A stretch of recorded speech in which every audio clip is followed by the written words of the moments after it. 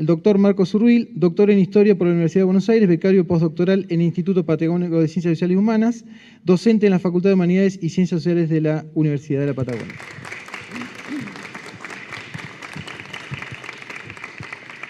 Bueno, muchísimas gracias a todos los presentes por estar, a todos los que propiciaron este espacio. Para mí es un orgullo estar aquí nuevamente. El primer trabajo que tuve al llegar a esta ciudad fue como docente en este Instituto de Formación Docente y realmente es un honor y un orgullo poder estar acá de vuelta.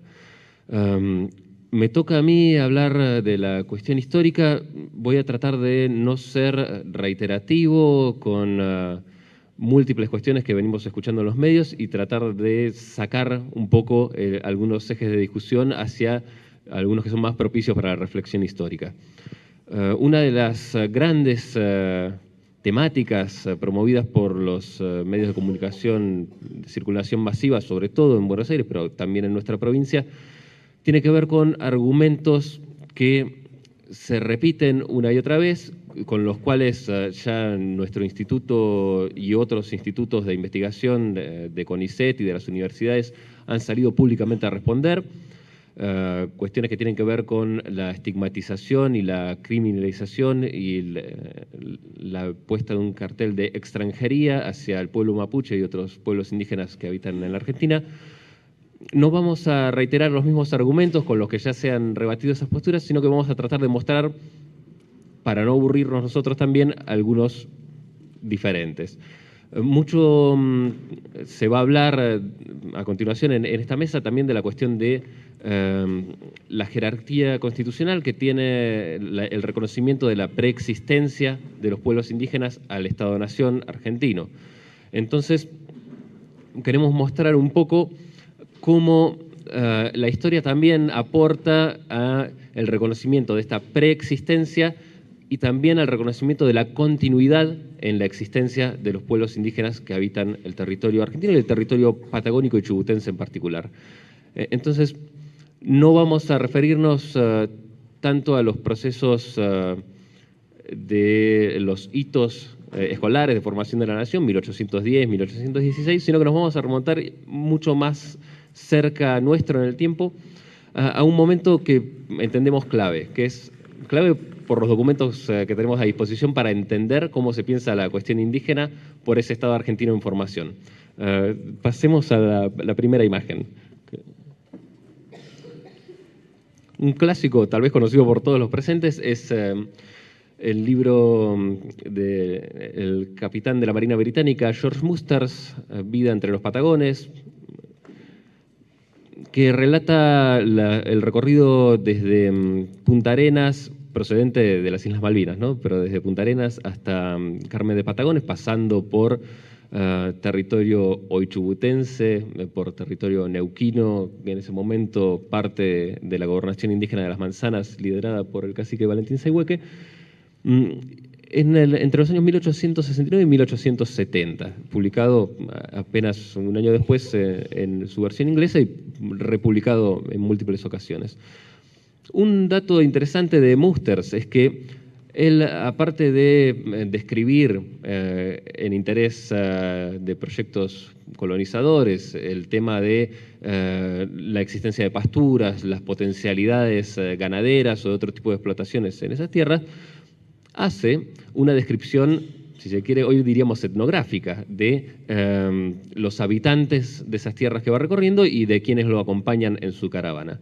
Y es importante destacar que Musters en algunos casos puede decir, esta gente es claramente tehuelche, o esta gente es araucana, dice él, mapuche diríamos nosotros y ellos mismos hoy, pero hay gente con la que no puede hacer esa distinción. Es decir, para el momento en que Musters recorre la Patagonia y el territorio chubutense, esos grupos mapuche, tehuelches o mapuche-tehuelches o inclasificables para el viajero, tienen un grado de vinculación y emparentamiento y de experiencia en la circulación por el territorio que hace imposible pensar en estas fronteras que hoy creemos naturalizadas a partir de los libros de texto escolares o de algunas intervenciones en la prensa. Es decir, esa gente circula más allá de los límites provinciales que se establecieron mucho después, más allá de las fronteras nacionales que se establecieron mucho después. Y con mucho después me refiero no solo a los momentos en que formalmente se sancionaron, sino que también hay estudios que han mostrado cómo el proceso de fronterización en lo que hoy es Chubut, se culmina de manera bastante tardía y muy entrado el siglo XX. Es decir, para la década de 1930 todavía es común en los pasos de Futaleufú o de Coyhaique que la gente transite hacia un lado y hacia el otro, más allá del control efectivo de los estados nacionales y de las policías fronterizas o de la gendarmería u otras instituciones. Es decir, el Estado, hasta muy entrado el siglo XX, no tiene control de quién pasa y quién no pasa a través de la cordillera. Por eso es importante destacar que esa extrapolación que muchas veces se hace de la chilenidad o la argentinidad no tiene vigencia para los pobladores de la zona, incluso cuando los estados nacionales ya están consolidados y cuando ya está naturalizado desde los centros urbanos de Buenos Aires o Santiago que el territorio nacional tiene límites precisos y están marcados por hitos. Esos hitos están puestos ahí, están puestos muchas veces por peones y vaqueanos indígenas, porque también es otro punto importante a tener en cuenta. Mucha de la construcción de la estatalidad y del control estatal del territorio, antes y después de las campañas militares de conquista, es llevado a cabo con la necesaria participación en instancias de negociación y de política propia de las diferentes agrupaciones indígenas por gente que preexiste en ese lugar a la llegada del Estado. Es decir, el Estado no aparece de un día para el otro, sino que se instala negociando con las poblaciones que lo preexisten y que lo preceden en ese espacio que pretende controlar. Pasemos a la segunda muestra. Este mapa que vemos aquí es contemporáneo exactamente al viaje de Musters. Un mapa de 1869. Es un proyecto que el senador por Buenos Aires, Nicasio Oroño, presenta al Senado de la Nación para tratar de deslindar cuáles son los límites exactos entre los territorios nacionales y las diferentes provincias. Es decir, se puede observar cómo no hay un límite claro, y esto entre algunas provincias incluso sigue siendo motivo de litigio hoy en día. O sea, Salta y Jujuy no tienen los límites legalmente definidos de manera definitiva porque están en litigio. Volvamos a 1869. Los límites son casi lo que se puede llegar a controlar medianamente desde alguna capital de provincia y los mismos gobernantes no tienen demasiada idea de hasta dónde llegan sus dominios formales y su jurisdicción.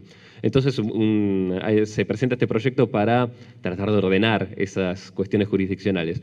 Ahora, el mapa no está recortado por nosotros. Este es el mapa original que se presenta al Congreso de la Nación, es decir, el territorio imaginado del Estado Nacional que se tiene que ordenar en 1869, no en 1810 o 1816.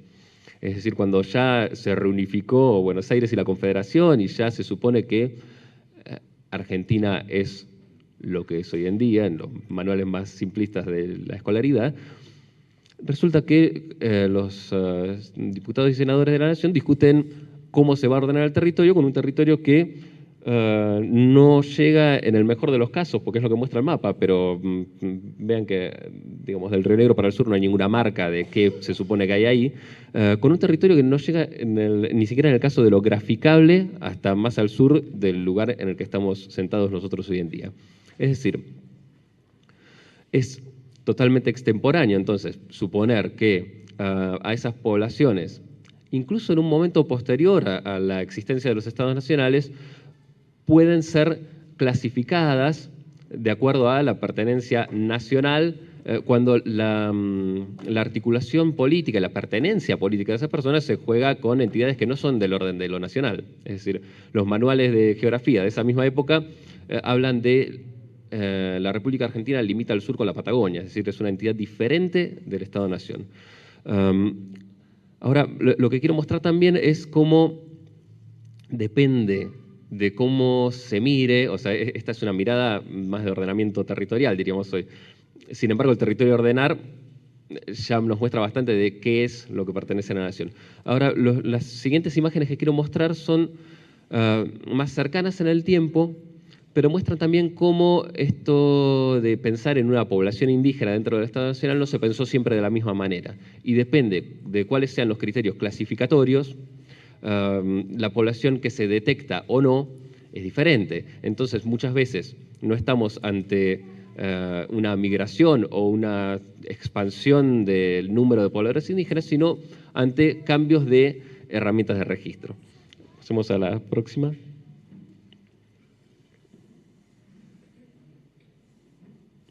Esto es una libreta de censo de 1895. El censo de 1869, contemporáneo al mapa anterior, decía que población indígena básicamente era la que no estaba sometida a la soberanía del Estado, es decir, la población de Tierra del Fuego, de Patagonia y del Chaco no se censaba porque era población indígena con ese criterio, era diferente a un ciudadano de la nación, no eran territorios sometidos a la soberanía nacional, listo, no se incluía. Para 1895 el criterio es el mismo y se incorpora a la nación y se censa como argentinos, chilenos o de otras nacionalidades a los pobladores de los territorios conquistados en la llamada la conquista del desierto o campaña del desierto.